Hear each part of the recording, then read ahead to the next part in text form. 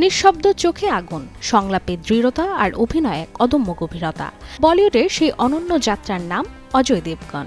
জন্মদিনে ফিরে দেখা এক তারকার গল্প, যিনি কখনো আলোচনার ঝলকানিতে নয়, বরং নিজের কাজের শক্তিতেই গড়ে তুলেছেন আলাদা এক পরিচয়। 1991 সালে ফুলর কাটে দিয়ে রূপালী পর্দায় অভিষেক। প্রথম ছবিতেই বাজিমাত, ফিল্মফেয়ার সেরা নবাগত অভিনেতার পুরস্কার। এরপর ধীরে ধীরে নিজেকে ভেঙে গড়ে তুলেছেন ভিন্ন ভিন্ন চরিত্রে। জিগারের অ্যাকশন, হাম দিল দে চুকে সনমের রোম্যান্স, কিংবা দিলজলের তীব্রতা, সবখানেই ছিল তার অভিনয়ের স্বাক্ষর। ক্যারিয়ারের এক গুরুত্বপূর্ণ মোড় আসে 1998 সালে জখমের মাধ্যমে, যেখানে তার অভিনয় এনে দেয় প্রথম জাতীয় চলচ্চিত্র পুরস্কার।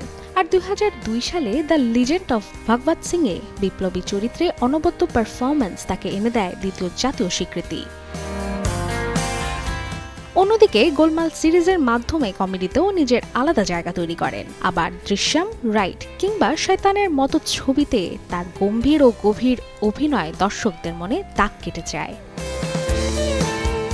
অভিনয়ের পাশাপাশি প্রযোজনা ও পরিচালনায় নিজেকে প্রমাণ করার চেষ্টা চালিয়েছেন তিনি নিজের প্রতিষ্ঠান অজয় দেবগন ফিল্মসের মাধ্যমে।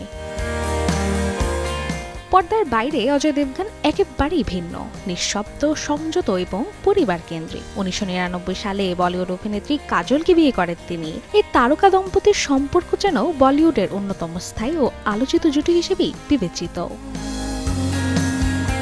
ক্যারিয়ারের 4 দশকের এই যাত্রায় অজয় দেবগন প্রমাণ করেছেন তারকা হওয়া শুধু জনপ্রিয়তা নয়, এটি এক নিরবিচ্ছিন্ন সাধনা। জন্মদিনে এই অভিনেতার জন্য জানাই শুভকামনা। তিনি যেন একইভাবে গল্প বলে যান, কখনো চোখের ভাষায় তো কখনো নীরবতার গভীরে।